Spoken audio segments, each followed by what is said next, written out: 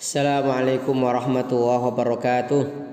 Bismillahirrahmanirrahim. Alhamdulillahilladzi faddala bani Adam bil ilmi wal amali ala jamil alam. Wassalatu wassalamu ala Muhammadin sayyidil arabi wal ajam wa ala ali wa sahbihi nabiil ulum wal hikam. Amma ba'du.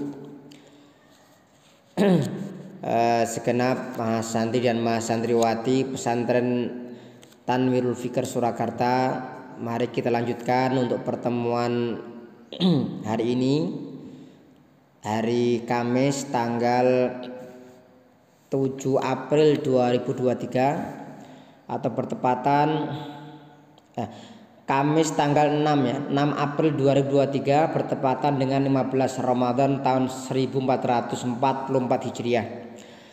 Pagi ini kita akan melanjutkan kembali untuk mengenai pembahasan ilmu tahsin atau ilmu tajwid. Silakan bukunya dibuka halaman 81 dari buku pengantar ilmu tahsin, kunci mudah dan praktis membaca Al-Quran. Halaman 81. Pada pertemuan sebelumnya kita sudah membahas mengenai macam-macam mat far'i. Poin yang A yaitu mat far'i yang disebabkan karena hamzah.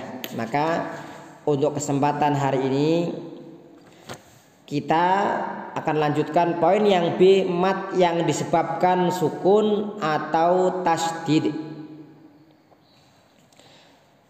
Mari kita kaji dan telaah satu persatu. Nanti ada 7 ya, akan kita bahas semuanya. Yang pertama adalah mat lazim mukhaffaf kilmi. Mat lazim mukhaffaf kilmi ini apabila setelah mat terdapat huruf yang bersukun atau mati asli. Saya ulangi, mat yang setelah huruf yang setelah mat, artinya setelah mat terdapat huruf yang bersukun atau matinya adalah mati asli. Mat ini memiliki panjang 6 harokat. Kita baca misalkan, a'udzu billahi minasyaitonir rajim. Al-ana wa qad asaita qablu wa kunta minal mufsidin. Ini ya. Jadi di situ A panjang, kemudian setelah itu ada lam yang mati, maka dibaca panjang 6 ketukan atau 6 harokat. Al-ana. Ini mat lazim mukhaffaf kilmi. Kemudian yang kedua, mat lazim mutsaqqal kilmi. Ini hampir sama dengan mat lazim mukhaffaf kilmi, hanya saja bedanya kalau mat lazim mukhaffaf kilmi setelah mat itu terdapat huruf yang mati, maka di sini terdapat huruf yang bertasydid. Misalkan dalam akhir surat Al-Fatihah kita baca siratal ladzina an'amta 'alaihim ghairil maghdubi 'alaihim waladdallin. Perhatikan, terus ada lam yang bertasydid, waladdallin.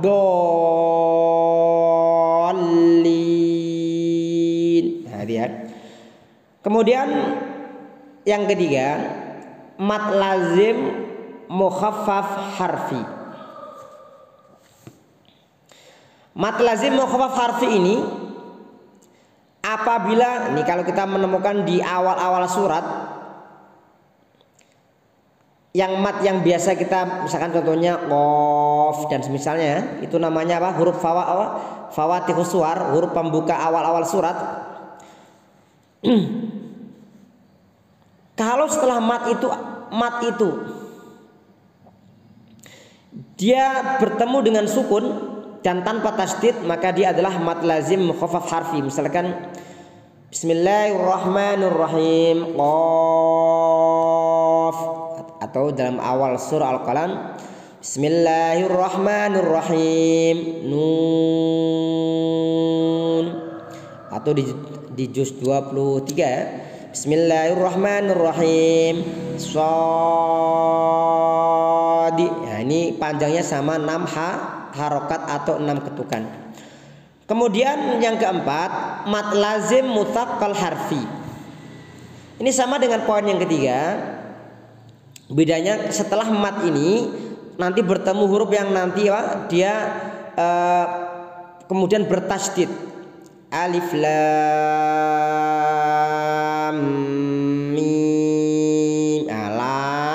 Masuk ke mim itu mad lazim mutsaqqal harfi. Tapi kalau mim itu mad lazim mukhaffaf harfi. Ya, ini bedanya.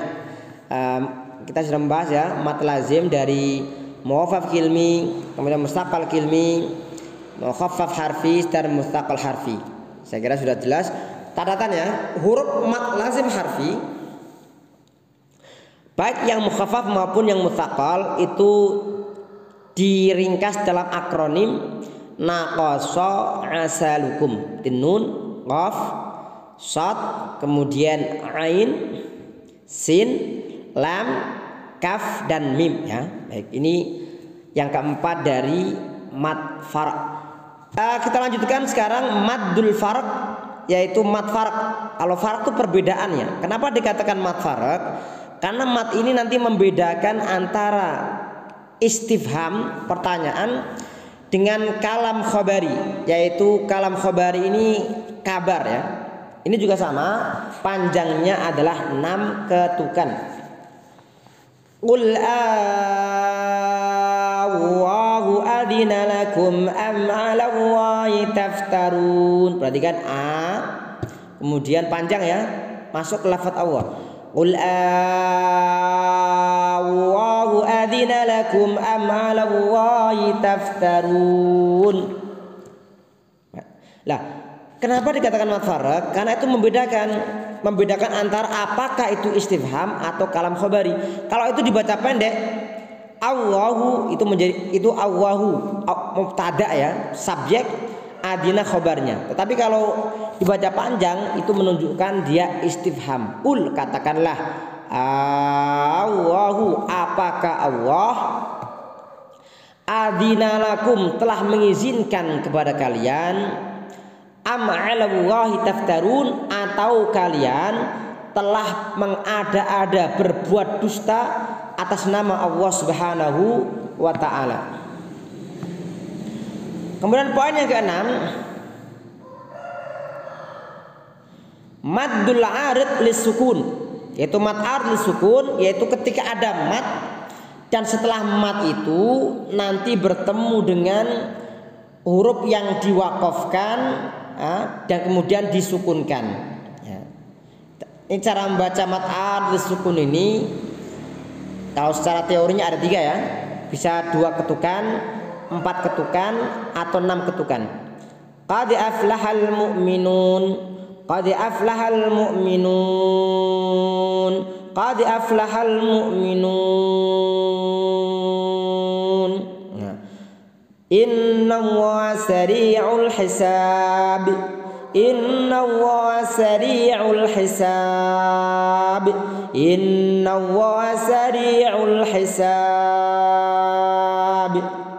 Sama. Iyyaka na'budu wa iyyaka nasta'in, iyyaka na'budu wa iyyaka nasta'in, iyyaka na'budu wa iyyaka nasta'in. Ya, jadi cuma saya sarankan kepada antum-antuna semuanya, para santriwati Tanwirul Fikr dan semua yang belajar ke saya tahsin, kalau saya membaca ini meskipun ada 3 pilihan ya, 2, 4, 6, wabil khusus kalau kita membaca ketika sedang menjadi imam sholat atau kalian menjadi imam sholat, gunakan yang lebih panjang aja, 6 harokat, biar nanti makmumnya lebih nyaman mendengarkan dan tidak gerusa-gerusu, tidak tergesa-gesa dalam membacanya. Kemudian yang ketujuh adalah maddul lain, yaitu mad lain ya. Mad lain ini pengucapan dengan memanjangkan wawu atau ya. Jadi kalau ada wawu atau ya yang jatuh setelah fathah, kemudian setelah wawu atau ya ini ada huruf yang disukun, huruf yang diwakafkan ya, diwakafkan dengan sukun, maka dia dikatakan dengan mat lain. Cara membacanya sama dengan mat arid, yaitu bisa 2, bisa 4 ketukan, bisa 6 ketukan. Kalau saya sarankan sama tadi ya, ambil yang lebih panjang, yaitu nanti biar membacanya tidak tergesa-gesa. Kalau dalam surat Al-Qur'an itu di akhir itu mat lain ya. A'udzu billahi minasy syaithanir rajim. Bismillahirrahmanirrahim. Perhatikan ayat pertama. Li'ilafi Quraisy. Ya, pertama Quraisy. Ilafihim rihlatasy syita'i was-shayf. Perhatikan was-shayf. Falya'budu rabb hadzal bait. Perhatikan al-bait. Alladzi at'amahum min ju' wa amanahum min khauf. Itu di akhir ayat, setiap ayat surah Al-Fil ya, itu selalu diakhiri dengan maddul lain. Ini akhwati wa akhwati rahimani wa rahimakumullah, ini pembahasan macam-macam mat far'i dilihat dari apa? Ketika bertemu dengan sukun. Yang terakhir halaman 82. Nanti 82 sampai pada halaman 83 ya. 83. Kita akan bahas mat yang bukan disebabkan karena hamzah dan bukan sukun ya, melainkan faktor lain yang menyebabkan keluar dari definisi mat tabi atau mat asli. Sudah kami sampaikan di pertemuan yang pekan yang kemarin ya, pekan sebelumnya, bahwa cara saya membagi ini berbeda dengan beberapa buku yang lain meskipun hasilnya sama. Intinya jumlah matnya sama, cara membacanya juga sesuai dengan kaidah tahsin, tetapi kami membagi nanti ada beberapa, pokoknya semua yang bukan mat asli, mat tabi'i, bukan yang wawu mati setelah dhammah, alif setelah fathah otomatis, ya mati setelah kasrah, kita anggap sebagai mat far'i semuanya ya. Kalau di buku yang lain itu mereka punya ada beberapa melihat bagaimana cara membacanya. Itu kalau cara membacanya normal biasa seperti mat asli, tapi kalau dalam buku ini, buku pengantar ilmu tahsin, ini kami melihat bagaimana proses terjadinya. Kalau dia pernah mengalami proses, maka kami anggap dia tidak asli ya. Yang pertama adalah maddu tamkin. Mad tamkin ini gampangnya, kalau kalian menemukan ya yang bertasdid dibaca kasroh dan setelah itu ada ya yang mati, maka dikatakan maddu tamkin. Misalkan wa idza huyyitum bi tahiyyah huyyitum ma'al ladzina an'ama Allah. Ayatnya wa may yuti'illaha war rasul fa ulaika ma'al ladzina an'ama Allahu 'alaihim ma'al ladzina an'ama Allahu 'alaihim minan nabiyyin was-siddiqin. Perhatikan an-nabiyyin. Jadi ada ya yang mati jatuh setelah ya yang bertasdid dan dibaca kasroh. Kenapa dikatakan tamkin? Karena normalnya orang Arab itu kalau ada ya yang mati setelah ya kasroh itu hampir susah ditemukan. Tetapi kalau ya mati atau mereka berat mengucapkannya, sehingga untuk memudahkan kalau ada ya yang bertasdid yang dibaca kasroh itu dibolehkan. Ya maka khuyyitum nabiyyin ya. Kemudian berikutnya adalah maddul badal.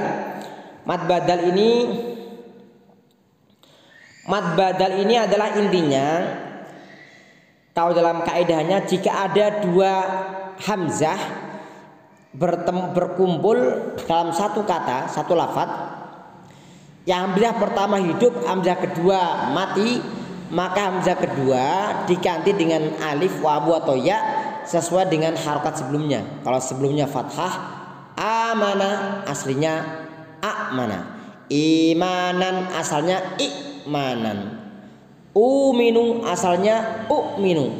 Jadi seperti itu. Maka dikatakan dengan mad badal. Mad badal ini kalau dalam qiraat Hafs ya dari Asim, dia panjangnya adalah dua harokat. Ini tentang mad batal. Kemudian selanjutnya yang ketiga adalah maddul iwad, yaitu mad iwad. Iwad itu artinya ganti. Kenapa dikatakan ganti? Karena aslinya itu fathah tanwin. Dan fathah tanwin itu kemudian ketika diwakafkan maka dia dibaca diganti dengan bacaan apa? Alif yang memanjang. Misalkan kita baca ya dalam contoh ya awal An-Nisa, Bismillahirrahmanirrahim.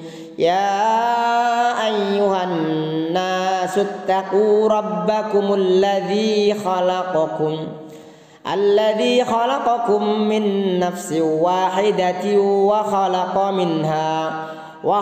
minha zawjaha wa batha minhuma rijalan katsiran wa nisaa. Perhatikan, wa nisaa. Wattaqu alladzi tasaaluna bihi wal arham innallaha kana 'alaikum raqiba. Perhatikan, innallaha kana 'alaikum raqiba. Perhatikan, raqiba. Ini ya. Pada raqiba kita baca dengan panjang dua harokat ya, dua harokat. Kemudian selanjutnya adalah maddus silah. Mad silah ini pada pertemuan yang sebelumnya sudah kita bahas ya. Ada namanya mad silah, itu intinya ada hak dhamir. Hak dhamir ini adalah lafadz hu ya, lafadz hu yang jatuh di antara dua huruf yang hidup. Maka patokannya gini, kalau mad silah itu ada hak dhamir. Patokannya hak dhamir kemudian jatuh di antara dua huruf yang